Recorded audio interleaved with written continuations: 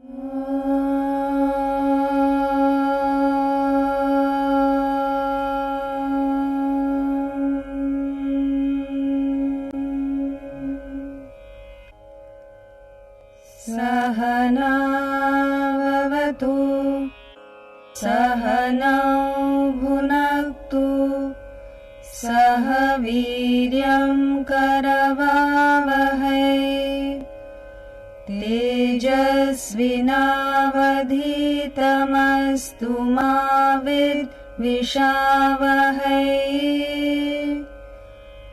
Om Shanti Shanti Shanti.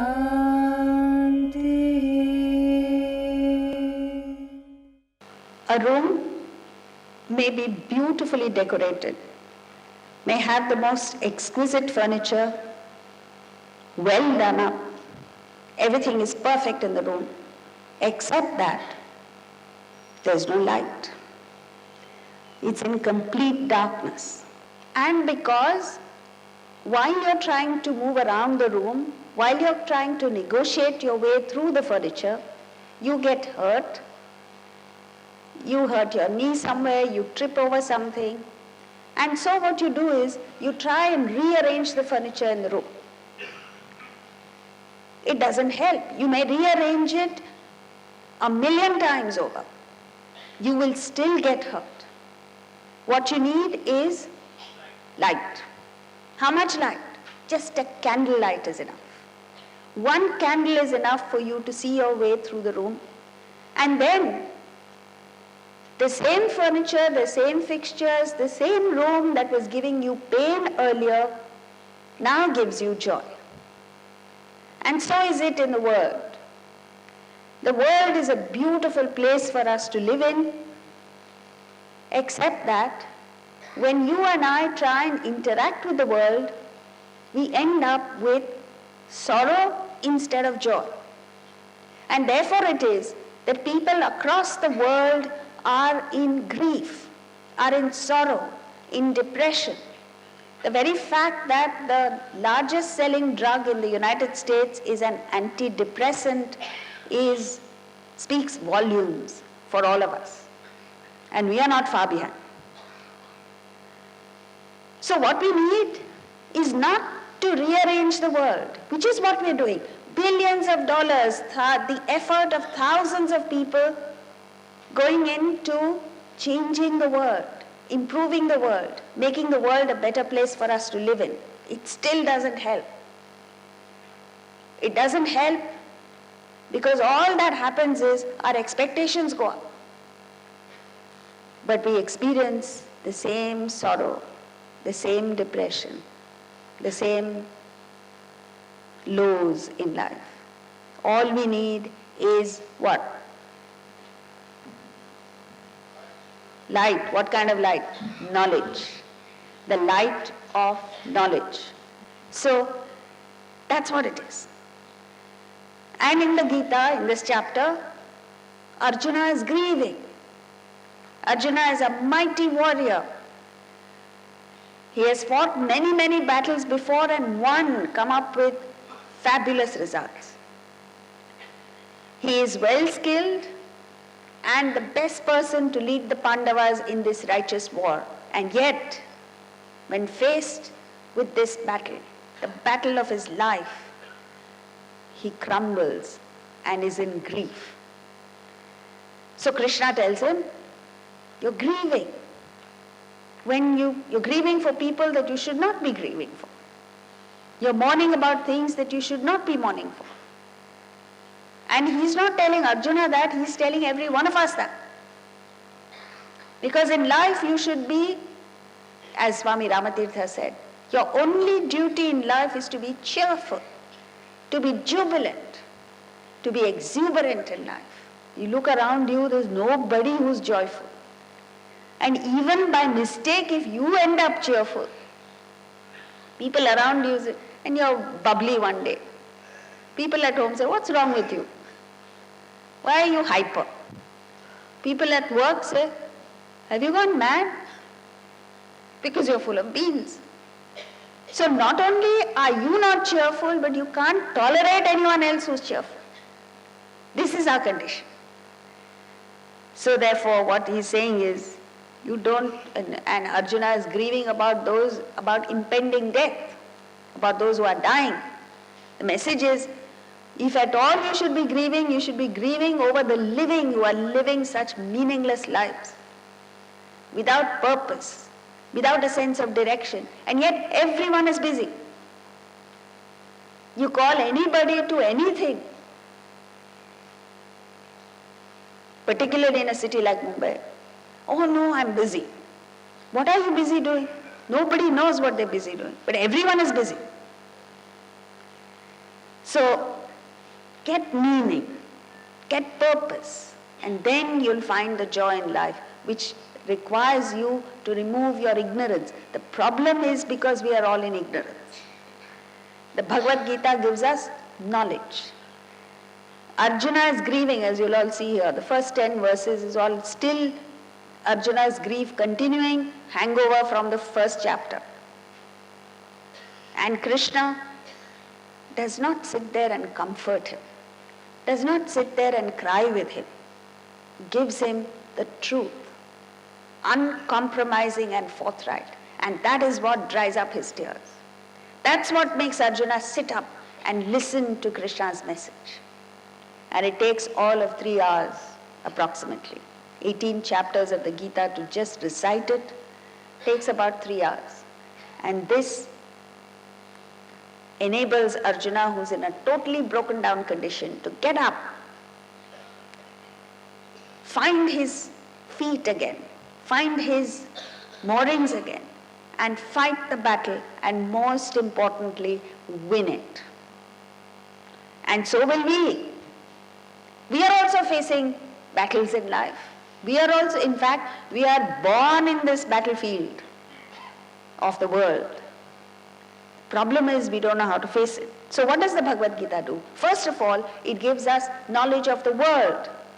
What is the world like? What is the nature of the world? We have no clue. And we go about projecting our expectations onto the world, little realizing that our expectations have nothing to do with the reality.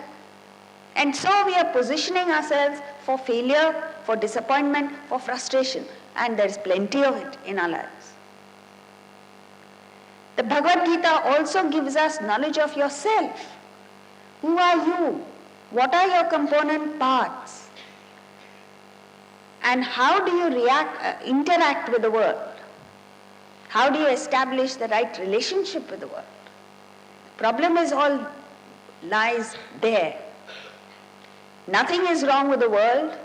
Nothing is wrong with you in a way. We are all born with wonderful instruments, fantastic capabilities, tremendous potential. The problem is we don't know, we just don't know. And so with this knowledge, we get the capability to deal with the world properly and then emerge victorious in the battle of life. So, let's start with the world. What is the nature of the world? The world is, as the scriptures tell us, full of pairs of opposites, dvandvas. Constantly, it's a mixture of profit and loss at the material sense, pleasure and pain at the physical level, joy and sorrow at the emotional level, honor and dishonor at the intellectual level. In fact, it is these pairs of opposites that give us enjoyment. It is the constant churning between the pairs of opposites that gives us that little kick in life. But we are not able to face it because we haven't assessed the world. We don't know what the world is like. The second is that it's in a constant flux of change. It is constantly changing. Even in modern management, they tell us the only thing that is a constant is change. And this change is unpredictable. So the world is constantly springing surprises on us. And that's what shatters you. But then, the joy is in the surprise. You know, when your birthday comes along and your family members get together and give you a tremendous surprise party on your 60th birthday. What fun it is, because it's a surprise. And why don't you enjoy the surprises that the world gives? Because you're not prepared for it. So we need to assess the world. We need to understand the world as it is, not what you want it to be. You need to accept the world as it is. And then comes the enjoyment. Take a look around us. The lion and tiger are ferocious creatures. Forget the lion and the tiger, even the elephant. I don't know how many of you have been out in the wild and heard an elephant trumpet. It sends a chill down your spine. And if you were to hear a tiger roar or a lion roar in the wild when you know it's somewhere around you, I don't know what it will do to you. But the beauty of the lion and the tiger is that they are ferocious.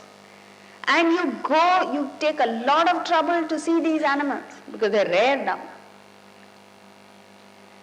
And if you actually watch that lion tear a deer or a lamb or a goat or a cow to bits and pieces and eat it, you consider yourself lucky, right?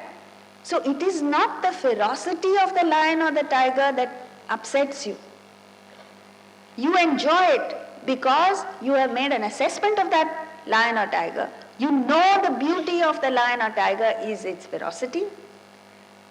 And you know how to deal with it, so you have no problem there. Then you come to the cow or the deer, a lamb. The beauty of these creatures is its timidity. And you enjoy it. You revel in it. You have no problems there. When you go for a walk and your neighbor's dog barks at you, do you get upset? No. Do you turn around and say, how dare you bark at me? Do you know who I am? I'm the managing director or chairman of a company. You don't do any such thing. You enjoy the bark of the dog because you have assessed it, you have understood that the nature of the dog is to bark, and you have accepted it, therefore you enjoy it.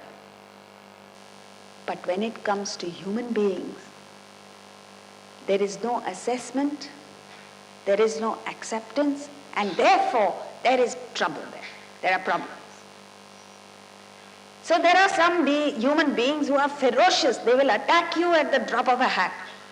You open your mouth and you'll get attacked. That's their beauty. If you understand it, accept it, you enjoy it, and you know how to deal with it. But when you don't make an assessment, you're taken by surprise and you react back with the same ferocity. What are you proving? That you are also another ferocious creature.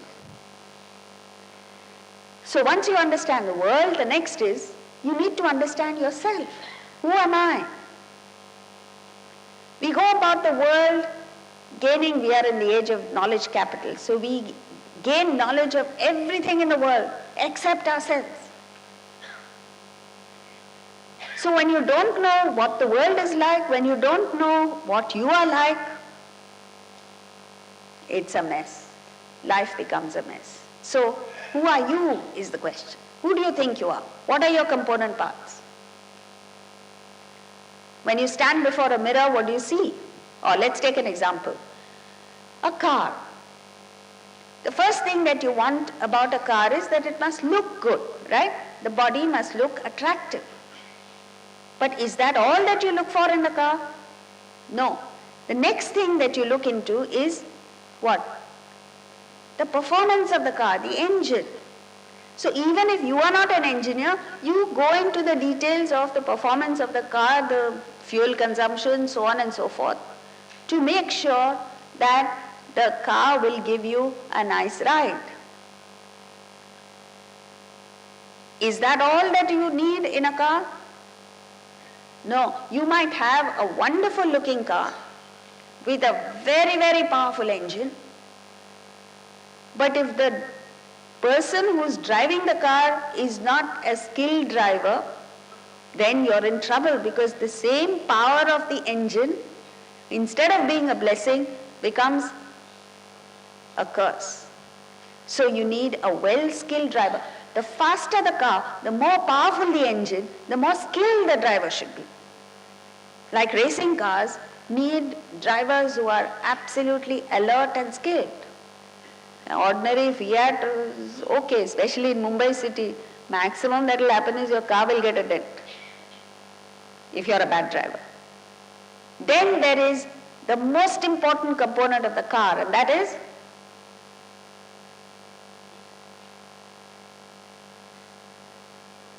petrol, fuel.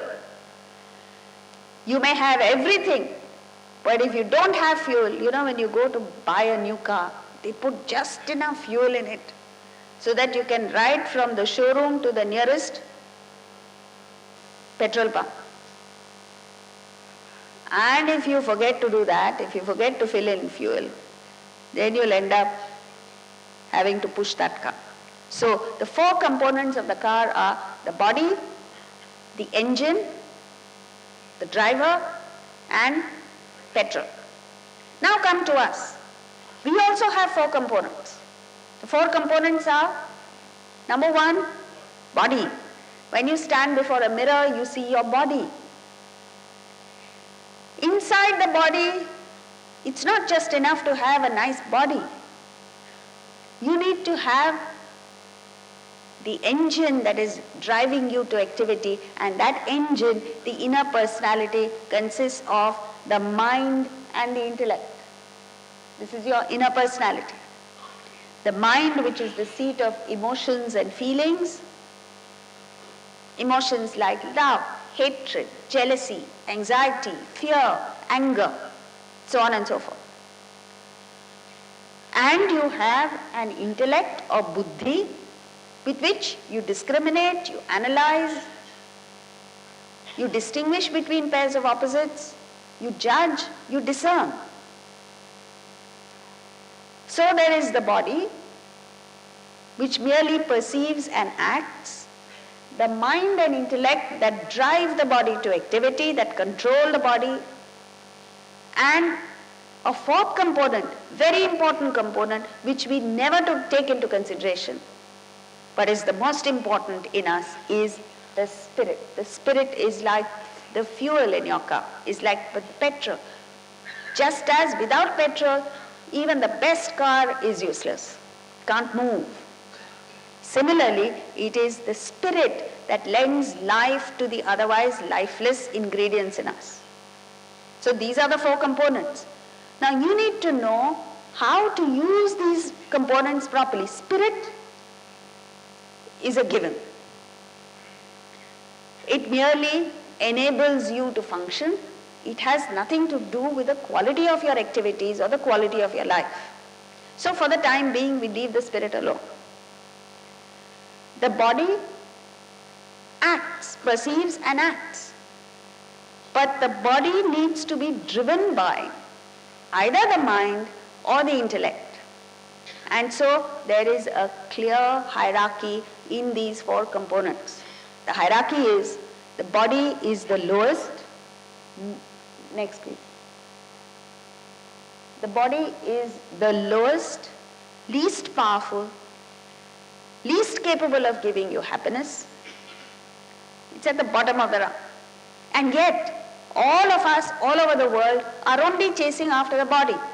We only look at the clothes that you wear, the shoes that you're wearing, the bag that you carry, your hair, and how you look, what jewelry you're wearing. Nobody looks beyond that. But it is that which is more important. So look beyond that. What kind of emotions do you have? The mind is far more powerful than the body. It gives you a much greater quantum of happiness. How do you know that? You yourself, when you have a choice between a physical enjoyment and an emotional enjoyment, you opt for the emotional, and very happily the physical you let go of. Like, when it comes, you might have physical desires to eat food. But when it comes to giving it to the child, your own child, like, what do you like in food? Huh? I'm not asking philosophy. What do you like in food? Rasgulla? Yes? Chocolate? Look, you have to say yes or no. Okay. So suppose I were to tell you that at the end of this evening, before you leave, I'll give you all the best chocolates in the world. Just an example, I'm not giving. And you've already said you like chocolate. So you take the chocolate, you don't eat it. And if somebody were to ask you, why aren't you eating the chocolate? I thought you liked chocolate. Say, yes, I love chocolate, but I'm taking it home for my child. You go home and give the child the chocolate. The child very innocently eats it all up without offering you a bite. Do you feel deprived? No. Does the desire for eating the chocolate come and disturb you? No. Why? Because the emotional desire of seeing your child happy has been fulfilled, and it gives you so much happiness that the physical desire of wanting to eat the chocolate completely vanishes. You go a step further, pick up an intellectual desire, like a student who wants to get admission into IIT, or a student who wants to join a PhD course in an American university, student who wants to go to Harvard University. When he's preparing for his test,